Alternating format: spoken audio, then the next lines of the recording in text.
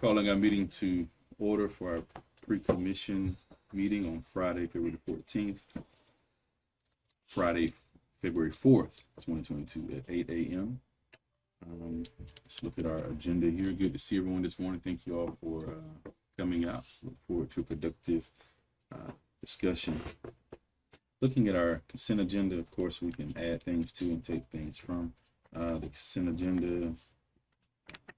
Minutes look good. Everyone okay with agenda item number 9 to stay on the consent agenda? Approval to extend occupation of an RV at 500 Kerry Lane through the end of November 2022. Okay. Also looking at agenda item number 11 under new business, the discussion and possible approval of Brian Dick to the as an appointment to the planning board. Usually what's been our protocol has been to make those a part of the consent agenda unless there's a big issue with that person being appointed to that particular position. So suggest that we move that to the consent agenda. Is this, who is this? Is this, this is Mr. Dick? Mm-hmm. The one that ran for office? Mm-hmm. Yeah. Yes. Okay. Yeah. And that's just our mistake. We just put it under new business, knowing that, just overlooked it. Should be on consent. Mm-hmm. I don't have an issue with it. All right. Commission agenda. Oh, putting it under the consent now. All right. So if y'all would move that to the consent agenda, please. Okay. We'll have a public hearing. This is agenda item number 10, and this will be the final reading of ordinance 1126, amending the city's code of ordinances regarding mobile food trucks. I know city manager and city attorney sort of explained to us last time why we needed to update this ordinance or sort of get in compliance with it, which is almost like no choice in the matter unless we want to violate state statute, which we don't want to do that today. No, but I do have issue with the way it's written. Okay. Because we've taken away and we've added in some verbiage about they can have food stands, they can sell food out of their cars. It says vehicles. Yes, it says vehicles, food stands. I can just see people set up with a little table out of the back of their car selling things, and I don't know if that's what we're looking for as far as appearance or anything. So that's why I was more of a fan of the city giving them a permit, because I would imagine that if we gave them a permit that they have to show their vehicle and stuff like that. And my gut tells me that the state probably does the same thing. I don't know. I can't. Yeah, and what I did, just in the definitions, we used to have commissary, mobile kitchen, canteen truck, and I just updated that to basically match the statute. So mobile food service operation and mobile food sales operations. But yeah, it's like a vegetable. I mean, it would encompass like vegetable stands, and because that's what the statute does too. So, so they can just set up same perimeters, 25 feet like from a curb or something. Like a vegetable stand. Yeah, I mean, they'd still have to meet the city zoning and be in the proper areas, But we just can't require a city permit. So as long as they have their state permit, we didn't change any of the stuff about. They've got to be in commercial or permission, that sort of stuff. I didn't remember reading that before. I'll read it again before the meeting. But there's no leeway in changing that, is that because we have to match what the state says, right? Right. So I mean, if the state issues a permit for it, we can't do something different. We got to cover them. So if they're selling out of their vehicle, they have to have a permit, state permit?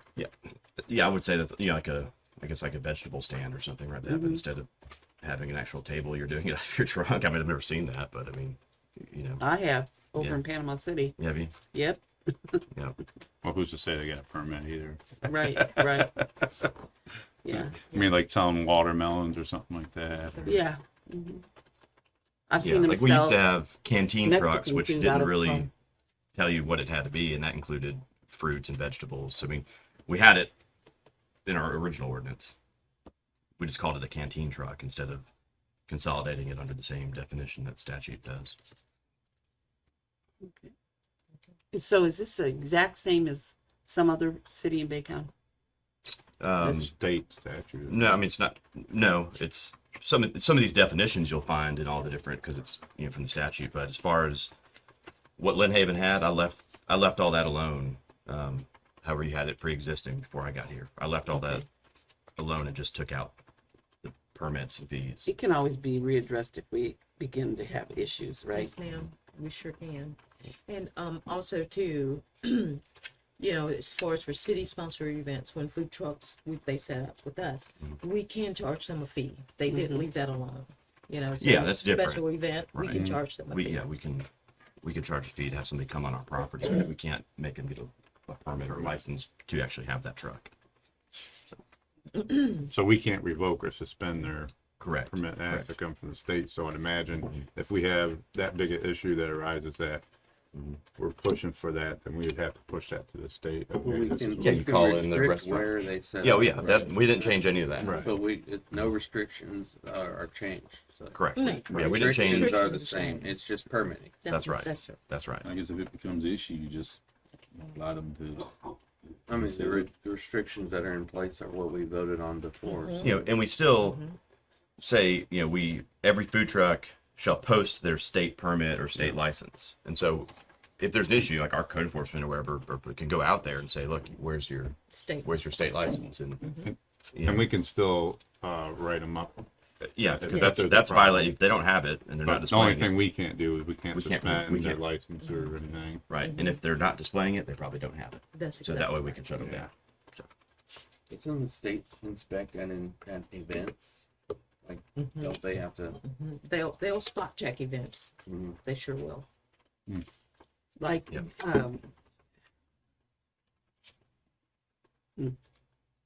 No, I think we shut them down. Okay. The part I'm reading is, can't tell what page it's on, but it says the, mobile food service operations, the preparation, cooking, serving, and or sale of food from a portable stand, vehicle, or trailer. Each such stand, vehicle, or trailer shall be considered a mobile food service operation. I'm fine with it. If we have a problem, we'll just come back Yes, to ma'am. it and change it. I guess the concern is, if I'm understanding you from the previous comments, is regard to what type of vehicle or what vehicle is defined as. Well, it just, not necessarily just the vehicle. It says a stand. Here's what I envision. I've seen this, not here, but I've seen it other places. Family of 5 pull up, open the back of their car. They're selling tortillas and they're selling pots of this and pots of that. And, you know, that Yeah, they and I don't cooked think at they home, can. Yeah, number and one. that's not going to be able to get licensed. I think if they're the stands and portable trailers, that's for like plants and produce. That's like vegetable stands, right? If you're going to do like hot prepared food, that's got to be in That's gotta some sort be- of a truck with. I mean, according to the state. So I mean, the state's not going to look. I think we can still shut that down if somebody's going to serve hot food out of their trunk. Yeah, There's no way that's going to be right. permitted or licensed by the state, and therefore we can go in there and say, "Where's your state license?" Obviously, not going to have one. You shut them down and you give them a code violation. Yeah. So that's covered. This what you're referring to. That's more traditional veggie stands. Right. Okay. And we can report any violations Oh, to the absolutely. state. Like I said, I mean, it says in here every operation has to display their state permit. So now, who would we contact if we saw someone in violation of food truck code? Would we contact you? Code contact- enforcement. Code enforcement. Code I would think. enforcement, and then if we wanted to turn them into the state, I mean, there's the Division of Food Safety with Department of Agriculture. But if they just don't have their state license displayed, I mean, it's a code violation, so we can get them that way. Yeah, because I saw in there where the first offense could be up to this amount, and second offense up to this Yeah. amount, but and after the third offense, then I guess has to go up to the state, I would imagine. Any other discussion, questions on agenda item number 10? All right, we've moved agenda item number 11 up to the consent agenda for Ryan's appointment. Do you have any concerns about that? Yes, sir. Okay. Number 12, this will be the first reading of ordinance number 1127. Of course, we won't be voting on it, but however, we can have discussion, so we can have some discussion now. We can have discussion on it Tuesday. However, it won't go into public discussion because we wouldn't be voting on it on Tuesday. So this is the application for the future land use map amendment. Any questions about this? I have a lot of questions. Yes, so do I. I guess the first question I have is, it's called Hugh Nelson Industrial Park. What is included in the industrial park? What's considered the zone for that? Excuse me, that would be a Ben question. I think he knows what's included in industrial parks. I'm Right. looking at the land use request. Right. He's not here. I guess my concern is, normally your industrial stuff you have in a certain section of the city, and you keep your residential in a separate place away from that. And so I'm not saying whether I'm for or against this. It just drives a lot of questions as far as what's the future in that industrial park. Because I read some history on this last night, and there was a lot of work that got that put into get the businesses that we have right now. And at what point do we say, yeah, we can put residential households around the industrial businesses, and what impact could that have on the businesses that are there? I mean, there's a lot of variables can take place. Let's say one of the businesses, they decide to, let's say they go bankrupt and they decide not to do business in Lynn Haven anymore. Another business comes in, and let's say there's a type of business that puts out a lot of pollutants in the air, and now you got residential households that are next to it. And I don't know if we have a say-so whether we can allow a certain type of industrial business to come in or not. I don't know the answer to that. I think we would. Will we? We only allow light industrial in industrial. We don't allow any So- heavy industrial. So nothing that's going to have a whole lot of No, sir. pollutants in the air or No, anything like sir. And that. I can't confirm. And that's the other thing. I just wanted to bring it up for discussion, see what you guys, all of you thought. But if we start allowing residential developments or adding houses to the industrial park, do you think that would have an impact on those industrial businesses? And I don't know the answer to that question, but thought maybe. My first instinct on it was, and I know we're not supposed to look at any future. We're supposed to block it out. But Dr. L. Beebe's not going to build homes. So you can bet as soon as this gets passed, he's going to sell the property to a developer. If he does pass it, if you pass it and you change it to low density residential, anybody would be able to build on there would be single family homes. They wouldn't be Right. allowed to build anything else on there. Right now, they can have a number of different industrial uses, and they can have multi-family units up to 20 units per acre. So they can have apartments and Right. duplexes and all of that on there now. But if you changed it, nobody would be able to build anything other than single family homes unless they brought it back to you and changed it back again. Right. But the other thing is, there's, we know the whole Marina Island thing that's coming up, and they own pretty much the rest of the property there that hasn't already been developed. And so I don't think I think we have an idea what they might put in there, but I don't think we're entirely sure what they're going to put in there. And there's a possibility they might put some residential households in there. And that's why I was curious what all included in the industrial park, like the fuel depot. Is that considered part of the industrial park, or is that separate, Separate, so. Is that separate? Okay. But Well, you- I say that the original of what we thought of as a fuel depot island, that they changed the land use originally from research park to mixed use and commercial, is separate. But however, they now one of the owners owns a lot of that industrial that's south of that. So that has now been incorporated or included in the Marina Island project. So there is industrial in there now. okay. But it was never considered as being part of, Marina Island was never considered as being part of the industrial park, but the industrial area that they included in Marina Island used to be, yes, considered part of the industrial park, if that makes sense. They've kind of taken some of it into their Marina Island project. You're talking about those two parcels, like the one You between. know where you have like the canal, Yep. separate, so the industrial south of that Yeah. used to be thought of as, okay, that's industrial with the other industrial, so that's the industrial part. Whereas what was north of the canal was what we all had always thought of as, because it's a fuel depot property that was owned by the Air Force, that's what we've always thought of as Marina Island. But now they've brought some of that industrial into Marina Island. Okay.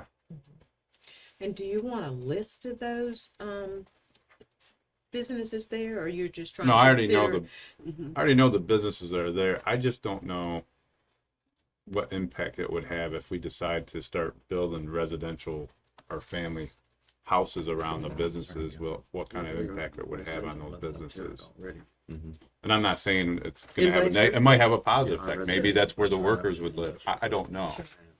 And that's why I wanted to bring it up now, because if we do, let's say we decide to allow this, what do you call it, land use change to happen, but then we say, oh, we can't change these ones, and it just doesn't look right, you know.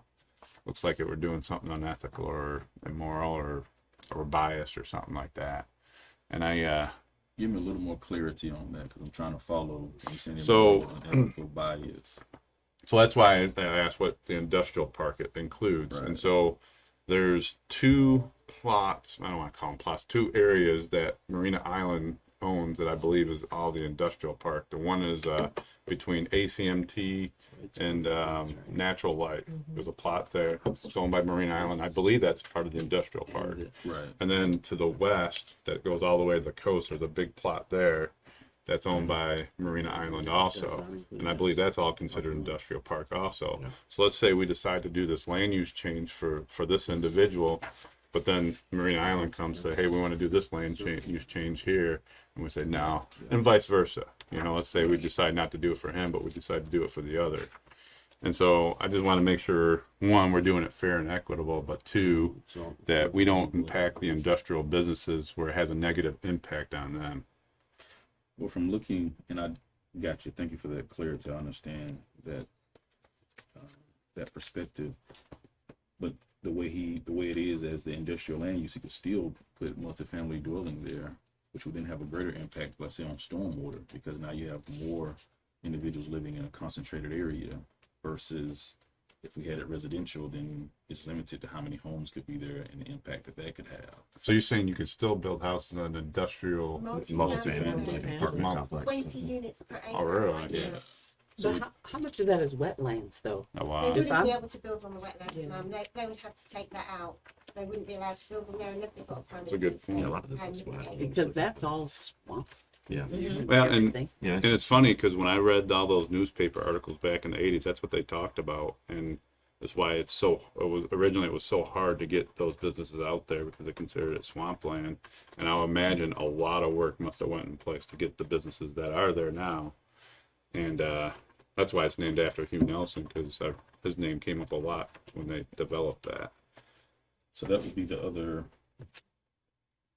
I guess, possibilities, that if we say no to allowing this to change to low density residential, then would that person come back and say, well, I still want some type of development because real estate is coming to our area? Then would they go back and build more townhomes or, apartments out there, which now puts us under more stress and then increasing the traffic. Now, from a traffic perspective, that would be another, I think that would probably have more impact on the industrial side than maybe just having the residences around the park itself or as part of the park. Would be, how does it increase the traffic and safety that's in the area? Actually, that's why back And in all outflows into residential. I mean, the industrial park. Yeah. Well, but and also 14th the other Street. thing is the Marine Island. They have to have an exit, Well, that's and why they're they're going to building come that, across right there. that road there.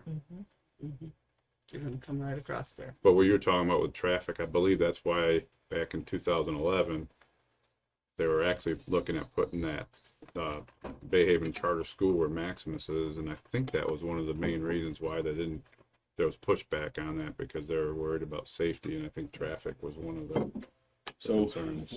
It will be less traffic having residences or homes versus having apartments or multifamily. So we would have less traffic there than if we had a multifamily. We can't So- restrict single family over multifamily in the code, right? Well, no, he's saying it's industrial right now. Yeah. They can put But an if we apartment. make it low if density we make it low residential, density, then it's they can do either. No, no, just single family. home. just 4.99 units per acre. They're asking for low density residential. Okay. Single family. Okay. So the Single 20. family, low density residential at 4.99 units per acre. Okay. I think why it's important to discuss is what do we envision in that area, you know, and I don't know Thought she was saying what would be a 20 good acres. vision for that. That's 20 what units now. per acre. 20 units per That's now, yeah, that's now, sir. And just to remind you, we do have other residential land use categories. We have medium density residential, where they have to have a minimum of 4 and a maximum of 10.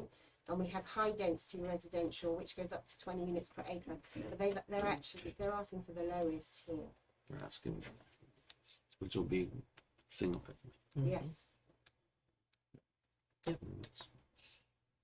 I don't know. It's a lot of things to think about. But we don't have to make the decision Tuesday. No, but I So, just wanted to throw it out there now so that we're not trying to think about all this stuff at the last minute. And of course, the Marina Island development, they're having that workshop in March, and hopefully, it would be nice if this was after that, because I'm hoping that when we go to that, we'll have a better vision of what they're trying to do. But I don't know. It's a lot of things to chew on. But I think it's hard to. I would encourage us to make this decision independent of Marina Island, because Marina Island was previous commissions and it still hasn't come to fruition. You know. Yeah, I So know. with, the variables of the stock market and business ventures, we still may be postponing construction on Marina Island. I don't know. I haven't talked to anyone, but there still may be some postponement of construction, or they may change some plans based on residents' feedback. Right. So I definitely understand, seeing how those two can coincide and connect, but I think it might be unfair to this individual to say, well, how does yours, connect to Marina Island? Green Island's going to have its own road in and out. But that's why I wanted to. This is going to dump onto the residential area that's already there. That's the entrance into the industrial park as it is. So I mean, the lowest of the densities that single family houses already matches up what's right up to it. So if you look at the aerial, there's residential all around, and there is. right here. The only thing is, that would be the best case scenario if it turned low density or turned residential. That'd be the low density part. So But that's why I wanted to bring it up with this one, not just because of Marina Island, but any developer that wanted to come in, that we do it in a fair and equitable way, Sure. so that it doesn't look like we're biased or anything like that. So what would the commission need from the city? Any additional information? If you do, would you send me an email and we'll make sure we get that to you? Okay. I know you won't make a decision on Tuesday, but you'll Right. at least have some things to mull over and look over, okay? One more question. Yes, sir. So I want to, figure out how many homes could actually be built in this area. I'll just multiply 4 times this 14 here. 14.36 times 4.99. But they would, That what doesn't- to bear in mind is that there are requirements Right. in There's low wetlands in density there. There's residential for 56. setbacks and size of houses. And they would have to make sure they had 30 feet setback from any wetlands. Any that they wanted to fill, they'd have to get permits, and the state would require mitigation.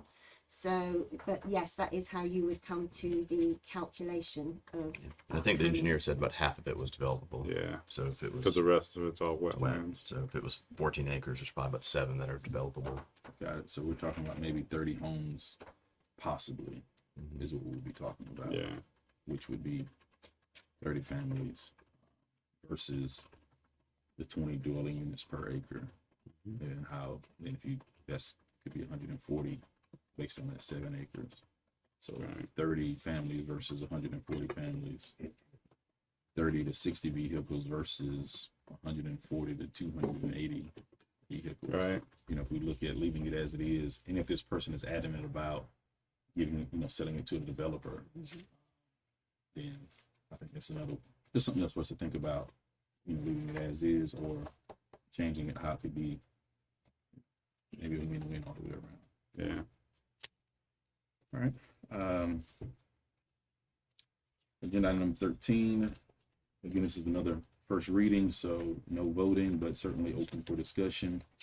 And this is the future land use map amendment for the market shops of Lynn Haven, LLC. And explain to me exactly where that's at. Right next to where the Aldi's is coming in. It looks like it's that next little patch of land, Yeah. like right behind Sonny's. Wow. The only question I had is that It's all wetland. if they develop, they'd have to abide by the 100-year stormwater plan, right? Yes, sir. Okay. Well, No, because No. this already is has. in that retention that's already there from the Aldi's back there. yeah, There, ordinarily, it's yes. shared retention. But that was as Commissioner Prono was saying, that was a master planned commercial subdivision that planned the stormwater at the time that it was initially brought to the city. So the stormwater is already there, and these vacant lots are supposed to be pad ready. So I'm not sure, it's up to the attorney really how we deal with that. That was the Mr. question Attorney? I had. Yeah, no, I think they would get to use what's already there.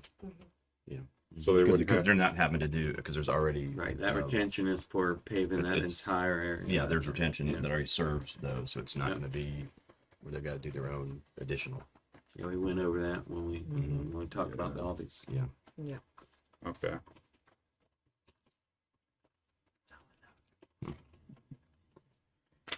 Any other questions regarding agenda item number 13? All right, thank you. Agenda item number 14, discussion and possible approval of the task order with Newberry Engineers for the survey design, permitting and bidding services of East 10th Street Drainage Improvement Project funded by ARPA. Any questions on this? I could look this up, but I'm just gonna ask it because it's easier way. I think Chris probably knows the answer to this one. This 10th Street, this is, we're on 10th Street, down by, It starts at Pennsylvania and goes to Illinois. thank you. Any other questions for agenda item number 14? All right, agenda item number 15, discussion and possible approval to close 10th Street to Ohio to Michigan for the Calgary PC 5K home run. So you do have that in your packet. It should be just a map there. If it's not, look at your map. Yes, it does.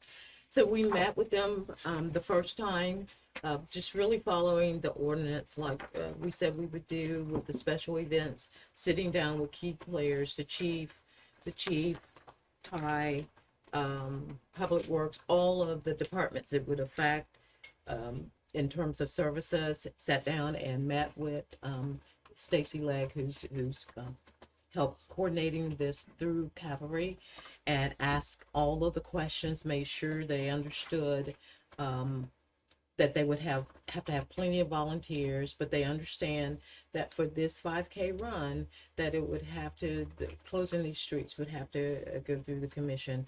The committee, all of us that met, we were satisfied with all of the answers that we heard, and we think it'll be a good event and a very well organized event, I will also say. How long would they be closed? 2.5 hours. Yeah. But they don't think it'll last. Right, that's exactly right. Chief was there and he gave some specific, What time, morning? 7:30 and to 10 a.m. Those are the two road closures. Nobody will be up, but the runners. Yeah, the runners. just everybody's still in there, yeah. They might wake a few people up, but it's fun anyway. And just so you know, all the money that they raise will go to charities. Humble House. This one this year is Humble House, and then if they do it next year, it'll be somebody else. So it's ran by veterans? No. No. No. Veterans can run in it though. I saw Get Calvary. out there and run. I used to. Let's all do it. Sounds great, man. Sounds great. I'm good. Any other questions, comments on number 15? Okay. Anything in general that, or particularly we need to discuss? I don't have anything. Commissioner Arno, Yes, sir. Commissioner Tender? Yeah. Yeah. Yeah. Sounds great. Well, thank you all for coming out today. Meeting adjourned, 8:30 a.m.